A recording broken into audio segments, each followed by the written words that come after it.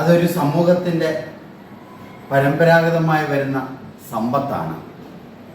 ഇന്ന് ഈ പുസ്തകത്തിൻ്റെ കവർ പേജ് നമ്മൾ റിലീസ് ചെയ്യുമ്പോഴും ഈ പാരമ്പര്യമാണ് വിളിച്ചോതുന്നത്.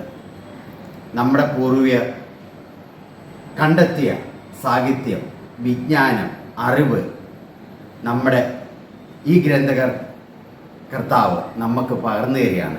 പ്രത്യേകിച്ച് പുതിയ തലമുറയ്ക്ക് തങ്കക്കുട്ടിയും കൂട്ടുകാരും എന്ന പേര് തന്നെ വളരെ യുണീക്കാണ്.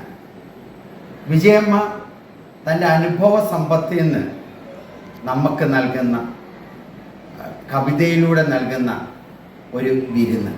തീർച്ചയായും ഇത് ആസ്വദിക്കാൻ നമുക്ക് പരിശ്രമിക്കാം. ഇതിലൂടെ പുതിയ തലമുറയ്ക്ക് സാഹിത്യവും ധാർമ്മികതയും നമുക്ക് പങ്കുവെക്കാം.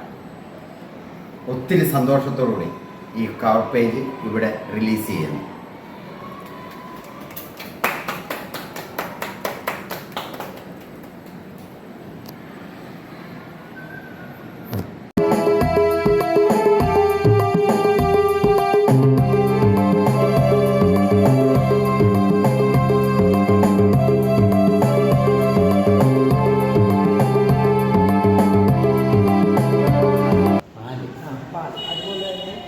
എന്ന് പറയുന്ന ഒരു ഗ്രീസിലെ രാജാവ് ചെയ്തൊരു ശില്പത്തിൻ്റെ പേരാണ്.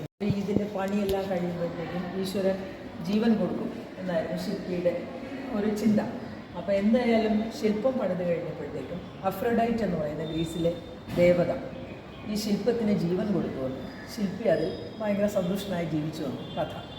അതിനെ ബേസ് ചെയ്തിട്ട് ഞാൻ പിന്നെ ഗലാറ്റിയ എന്ന പേരിൽ ഒരു കഥ എഴുതി. അതിൽ ഒരു ശില്പിയുണ്ട്, ശില്പം ഉണ്ട്, ഗലാറ്റിയ എന്ന് പറയുന്നൊരു ശില്പമുണ്ട്. പക്ഷേ ആ ശില്പം നശിച്ചു പോകും. അതിൽ ഇയാൾ ഭയങ്കര വിഷമിച്ച് ഇയാളൊരു ഭ്രാന്തനായി തീരുന്നു. പിന്നീട് അദ്ദേഹത്തിൻ്റെ കൂട്ടുകാരൻ റോബോട്ടിക്സ് വഴി ഒരു പുതിയ ഗലാറ്റിയെ ഉണ്ടാക്കിച്ച് കൊടുക്കുകയും ആ ഗലാറ്റിയ ജീവനുള്ളതാണ് എന്ന് വിശ്വസിച്ച് ശില്പി സന്തോഷിക്കുകയും ചെയ്തതായ കഥ. അതുകൂടാതെ മറ്റ് 9 കഥകൾ, നല്ല കഥയാണല്ലോ, 10 ചെറുകഥകൾ.